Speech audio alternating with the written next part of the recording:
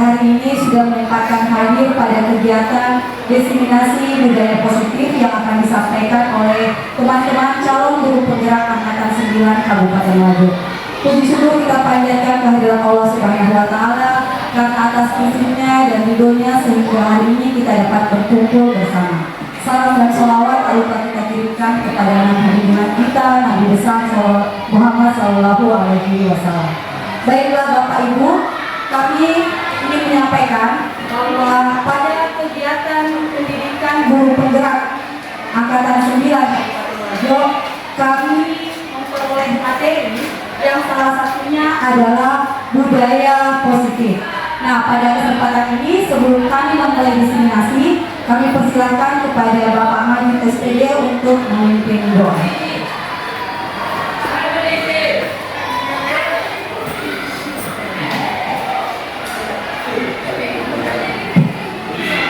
Bismillahirrahmanirrahim. Baik Bapak Ibu, sebelum kita memulai kegiatan kita pada hari ini, marilah kita menundukkan kepala sejenak seraya berdoa kepada Allah Subhanahu wa Ta'ala. Semoga kegiatan kita pada hari ini senantiasa bernilai ibadah. Mari kita berdoa sesuai dengan keyakinan kita masing-masing.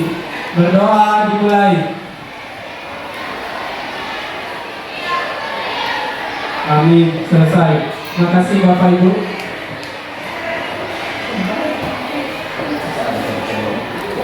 Next. Nah baik Bapak Ibu, sebelum masuk ke penjelasan, budaya positif. Budaya positif adalah nilai-nilai, keyakinan dan kebiasaan yang ada di sekolah yang berpihak pada peserta didik agar peserta didik dapat berkembang menjadi pribadi yang kritis, berakhlak mulia dan bertanggung jawab. Budaya positif merupakan pewujudan nilai-nilai keyakinan universal yang diharapkan di sekolah. Nah, pada penjelasan budaya positif nanti akan terbagi menjadi 7 bagian, yaitu yang pertama perubahan paradigma pembelajaran, disiplin positif dan nilai kebijakan universal, teori motivasi, hukum dan restitusi, keyakinan kelas dan keyakinan sekolah, kebutuhan dasar manusia dan dunia berkualitas, posisi kontrol, dan segitiga restitusi. Tanpa membuang banyak waktu, kami persilakan kepada Ibu Monika Panimbo untuk menyampaikan materi yang pertama.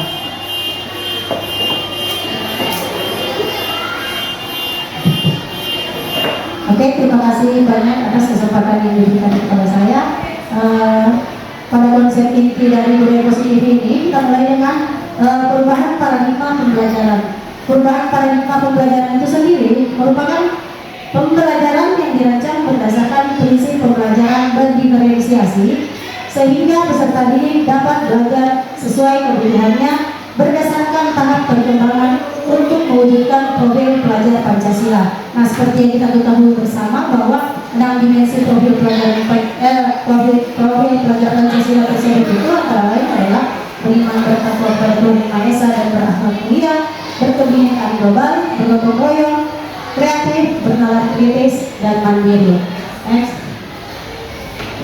Kemudian untuk konsep yang kedua adalah disiplin positif dan nilai kebajikan universal.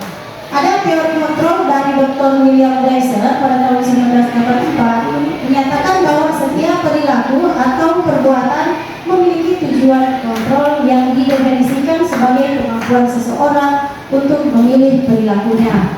Nah, dari tokoh negara kita sendiri, ada satu tokoh dari negara luar yang memiliki sama persepsi, Ki Hajar Dewantara dan Diane Bowser menyatakan bahwa disiplin adalah bentuk kontrol diri, yaitu belajar untuk kontrol diri agar dapat mencapai suatu tujuan mulia.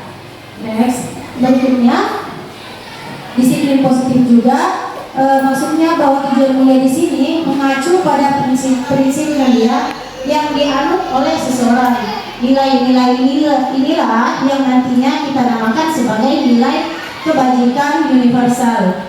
Nilai-nilai kebajikan adalah sifat-sifat positif manusia yang merupakan tujuan mulia yang ingin dicapai oleh setiap individu.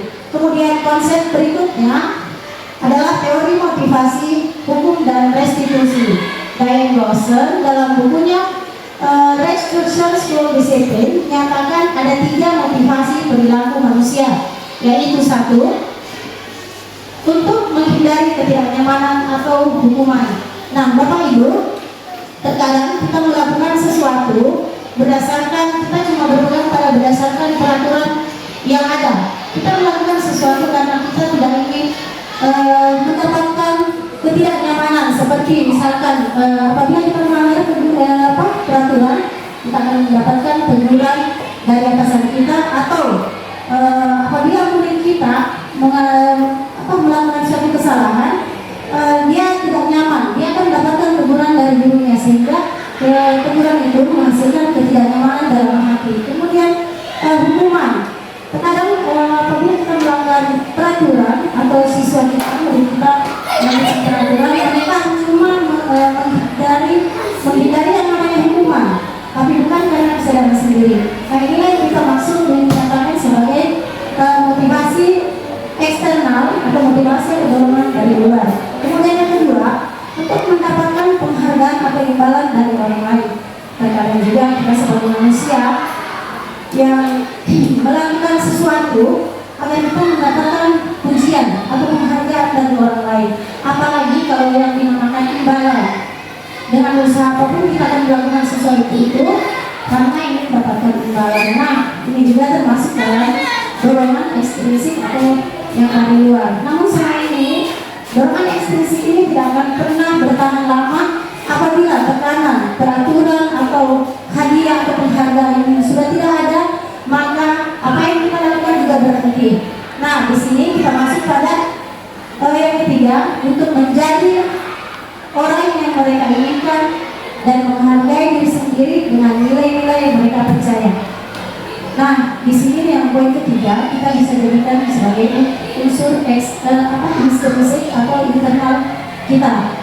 Kita melakukan sesuatu bagi diri kita sendiri untuk menghargai diri kita sendiri, bahwa apa yang akan saya lakukan ini adalah demi kebaikan saya, demi diri saya, demi kebaikan adanya perubahan positif yang ada pada diri saya. Nah, dorongan internal inilah atau intrinsik inilah yang akan membawa budaya positif yang bertahan lama, karena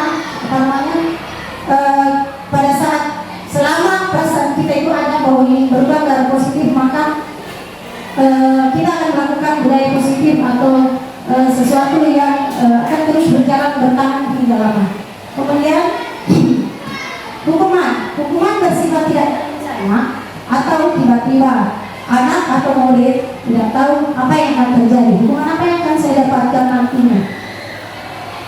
Kemudian poin berikutnya, hukuman bersifat satu arah dari pihak guru yang memberikan, dan murid hanya menerima satu hukuman tanpa melalui kesepakatan atau pengarahan dari pihak guru, baik sebelum atau sesudahnya. Misalkan kita saat kita piket sebagai guru piket, ada siswa yang terlambat, maka kita akan menyuruhnya untuk pungut sampah atau lari keliling lapangan 1 kali atau 2 kali. Nah, itu adalah hukuman karena tidak ada kesepakatan antara kita dengan murid bahwa ya saya akan melakukan itu adalah hukuman untuk saya, tidak, tapi bersifat satu arah dari guru saja. Siswa hanya menerima hukuman tersebut. Hukuman diberikan baik berupa fisik maupun psikis. Nah, hukuman fisik ini seperti misalkan tadi siswanya disuruh lari atau berdiri atau pungut sampah, itu adalah semacam hukuman fisik. Dan hukuman psikis bagi anak-anak itu pada saat kita mungkin marah pada anak itu kenapa sampai dia terlambat. Nah, next. Kemudian restitusi adalah proses menciptakan kondisi bagi murid untuk memperbaiki kesalahan mereka sehingga mereka bisa kembali pada kelompok mereka dengan karakter yang lebih kuat. Ini menurut Diane Lawson lagi pada tahun 2004. Restitusi merupakan proses kolaborasi yang mengajarkan murid untuk mencari solusi untuk masalah mereka dan membantu murid tentang orang seperti apa yang mereka inginkan dan bagaimana mereka memperlakukan orang lain. Itu yang sama. Nah, untuk konsep berikutnya saya serahkan kepada rekan saya, Pak Manjid, silakan.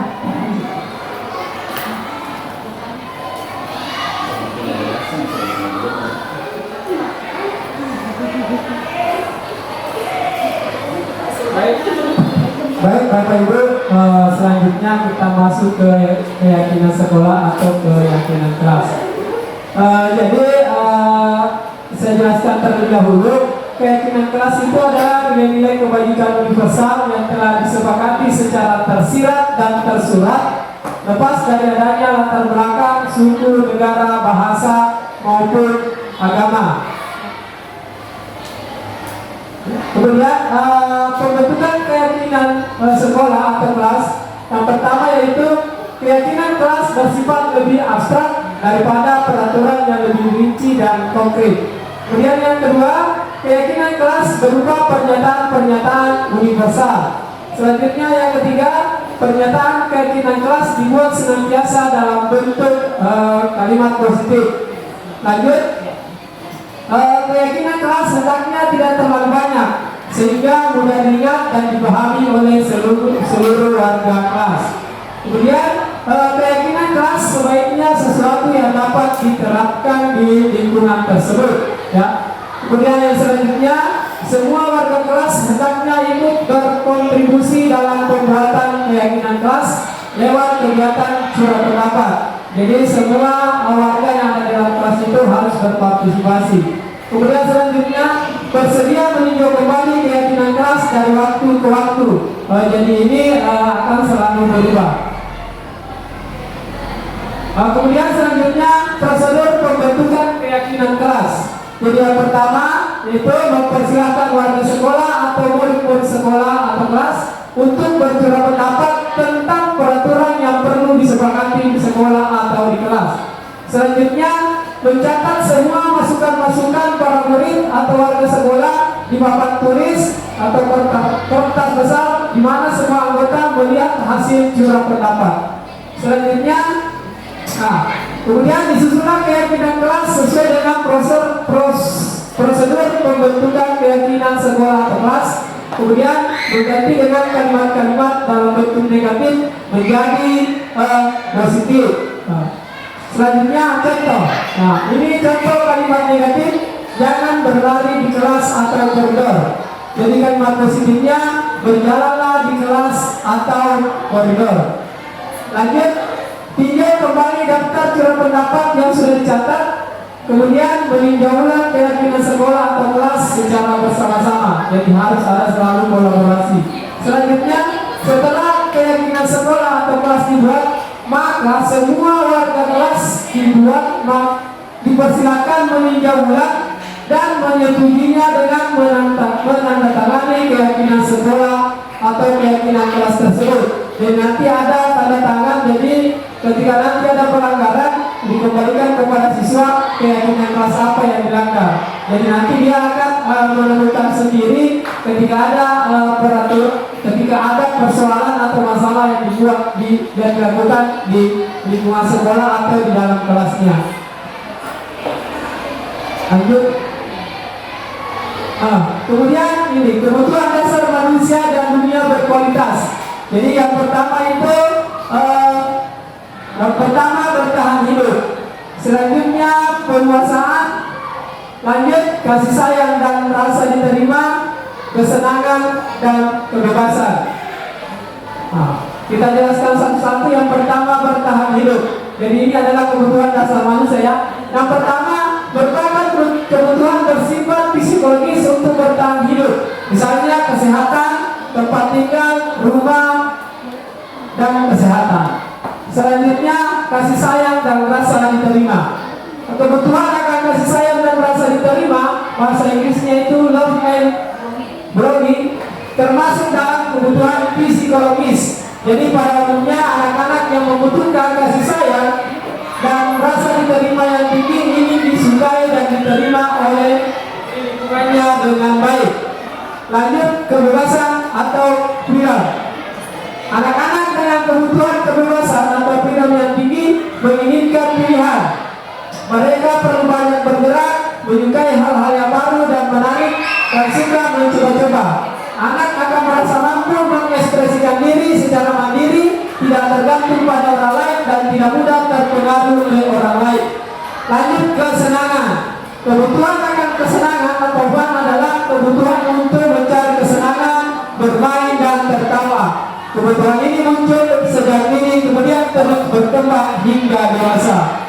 Lanjut, penguasaan atau power merupakan kebutuhan kemampuan atas kemampuan yang berhubungan dengan kekuatan untuk mencapai sesuatu, menjadi kompeten, menjadi terampil, diakui atas prestasi dan keterampilan yang dimiliki, dapat membuat pencapaian dihormati, didengarkan, meninggalkan pengaruh dan memiliki rasa harga diri. Kemudian dunia berkualitas adalah tempat khusus di dalam pikiran Anda, tempat Anda menyimpan gambaran representasi dari semua yang Anda inginkan. Next, ilustrasi penggambaran dunia berkualitas, ya. Jadi ini siapakah orang-orang yang paling penting dalam hidup Anda? Siapa kira-kira yang paling penting dalam hidup Anda? Keluarga, ya. Kemudian nilai-nilai kebajikan apa yang terpenting dalam hidup Anda? Nilai-nilai apa kira-kira? Nilai-nilai kebajikan? Kejujuran, apa lagi? Menghargai. Iya, bagus. Lanjut, kalau anda menjadi orang ideal, karakter atau sifat apa yang paling Anda inginkan pada diri Anda? Karakter apa yang paling kira-kira yang sangat penting yang harus kita miliki? Jujur, ya, disiplin, bertanggung jawab. Oke, lanjut. Oke, untuk 5 posisi kontrol, saya persilakan kepada teman kami Ibu Suki. Silakan. Ya, terima kasih banyak Pak Majid. Baik, Bapak Ibu, kita ada di 2 budaya positif yang terakhir. Selanjutnya adalah 5 posisi kontrol. Maksudnya 5 posisi kontrol adalah posisi guru saat menghadapi murid. Nah, ada 5 posisi kontrol guru yang dikenal. Yang pertama adalah penghukum, selanjutnya teman, kemudian pemantau, pembuat rasa bersalah, dan manajer. Next. Nah, penghukum. Jadi kita mulai dari yang biasanya umumnya ada, tapi harapannya sekarang sudah semakin sedikit. Penghukum, biasanya seorang penghukum menggunakan hukuman fisik atau verbal. Orang yang menjalankan posisi penghukum itu mengatakan bahwa sekolah memerlukan sistem atau alat yang dapat menekan murid lebih dalam lagi. Biasanya kalimat yang keluar dari guru yang berposisi sebagai penghukum itu, patuhi aturan saya, atau awas, kamu selalu saja salah. Selalu, pasti selalu yang terakhir selesai. Jadi biasanya kalimat itu yang keluar dari guru yang posisi kontrol sebagai penghukum. Next, selanjutnya adalah pembuat rasa bersalah. Posisi kontrol pembuat rasa bersalah, biasanya guru akan bersuara lebih lembut, tetapi akan menggunakan keheningan yang membuat orang lain merasa tidak nyaman, bersalah, atau rendah diri. Contoh kalimat yang biasa digunakan adalah, ibu sangat kecewa sekali dengan kamu. Berapa kali bapak harus memantau kamu? Bagaimana coba kalau orang tua kamu tahu apa yang kamu lakukan? Nah, biasanya ini gurunya tidak bisa menghukum, tapi dia memakai pendekatan yang halus, tetapi membuat anak-anak merasa bersalah atas kesalahan yang dia lakukan. Next. Nah, posisi kontrol sebagai teman. Nah, ini biasanya paling banyak dan paling enak kita lakukan. Tapi ternyata nanti kita lihat bagaimana penjelasannya. Guru pada posisi ini tidak akan menyakiti murid, namun akan tetap berupaya mengontrol murid melalui persuasi. Posisi teman pada guru biasanya negatif atau positif. Posisi teman berupa hubungan baik yang terjalin antara guru dengan murid. Guru di posisi teman dan humor untuk mempengaruhi seseorang. Biasanya kalimatnya, ayo bantulah demi bapak ya. Ingat tidak bantuan bapak selama ini. Ya sudah, kali ini tidak apa-apa, nanti ibu bantu bereskan. Selanjutnya, posisi pemantau. Memantau berarti mengawasi. Biasanya kalau posisi pemantau selalu berdasarkan pada peraturan dan konsekuensi. Menggunakan sanksi atau konsekuensi dapat memisahkan hubungan pribadi antara kita dan murid sebagai seorang yang menjalankan posisi pemantau. Pertanyaan yang biasa ditanyakan, peraturannya apa? Apa yang telah kalian lakukan? Sanksi dan konsekuensinya apa? Selanjutnya, manajer. Posisi terakhir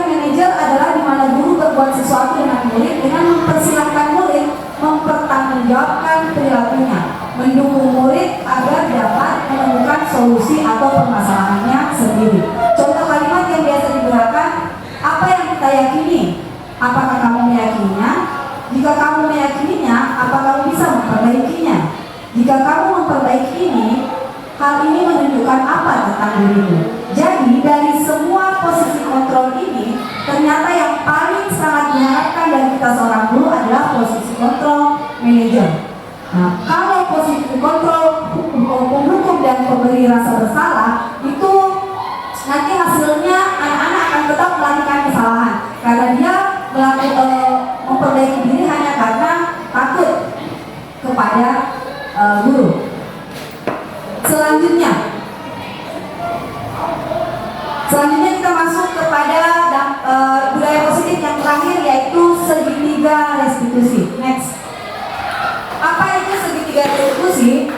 Itu adalah proses menciptakan kondisi murid untuk memperbaiki kesalahan mereka sehingga mereka bisa kembali kepada kelompok mereka dengan karakter yang lebih kuat atau lebih baik. Segitiga restitusi membantu murid menjadi lebih memiliki tujuan, disiplin positif, dan memulihkan dirinya setelah berbuat salah. Jadi konsep ini diharapkan dapat digunakan oleh guru jika menghadapi permasalahan-permasalahan yang dilakukan oleh siswa, di mana restitusi diharapkan bukan sebagai hukuman kepada anak mereka atau murid-murid kita, tetapi di mana kesalahan itu dijadikan sebagai pelajaran agar mereka tidak mengulanginya kembali. Next. Ada 3 langkah segitiga restitusi. Yang pertama, menstabilkan identitas. Pada langkah ini yaitu mengubah identitas anak dari orang yang gagal karena melakukan kesalahan menjadi orang yang sukses. Biasanya kalimat yang dikeluarkan adalah berbuat salah itu tidak apa-apa. Yang penting bagaimana kita memperbaiki kesalahan kita. Next. Langkah kedua yaitu validasi tindakan yang salah. Pada tahap ini, setiap tindakan yang dilakukan bertujuan untuk memenuhi kebutuhan dasar.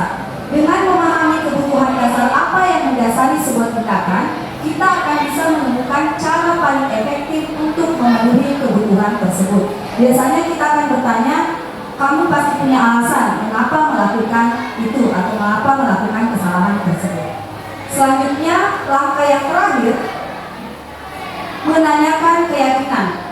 Ketika identitas sukses telah tercapai dan tingkah laku yang salah telah divalidasi, maka anak akan siap untuk dihubungkan dengan nilai-nilai yang dia percaya dan berpindah menjadi orang yang diinginkan atau menjadi orang yang lebih baik. Contoh kalimatnya, apa nilai umum yang telah kita sepakati, atau apakah kamu ingat keyakinan sekolah yang telah kita sepakati.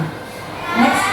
Jadi Bapak Ibu, kesimpulan kita pada hari ini tentang budaya positif, bahwa budaya positif dibangun untuk menumbuhkan motivasi internal melaksanakan disiplin positif warga sekolah yang nantinya ikut mempengaruhi pencapaian visi dan misi sekolah. Selanjutnya, membangun budaya positif tentunya tidak bisa dilakukan sendiri, melainkan butuh kolaborasi antara seluruh warga sekolah serta dukungan dari orang tua siswa ataupun komite sekolah. Baik Bapak Ibu, demikian diseminasi yang kami lakukan hari ini. Kami bertiga dari calon guru penggerak Angkatan 9 Kabupaten Wajo, UPTD SMP Negeri 1 Sekang mengucapkan banyak terima kasih. Sebelum mengakhiri kegiatan ini, kami persilakan kepada Bapak Majelis SPD untuk kembali memimpin doa kita hari ini. Baik Bapak Ibu, sebelum kita menutup kegiatan kita pada hari ini, marilah kita berdoa kembali. Semoga apa yang kita lakukan hari ini senantiasa bernilai ibadah dan kita akan senantiasa konsisten untuk menerapkan budaya positif di sekolah kita. Baik Bapak Ibu, mari menundukkan kepala sejenak, kita berdoa bersama. Kita berdoa sesuai dengan keyakinan kita masing-masing. Berdoa dimulai. Amin, selesai. Terima kasih Bapak Ibu, lebih dan kurangnya kami ucapkan terima kasih. Assalamualaikum warahmatullahi wabarakatuh. Waalaikumsalam.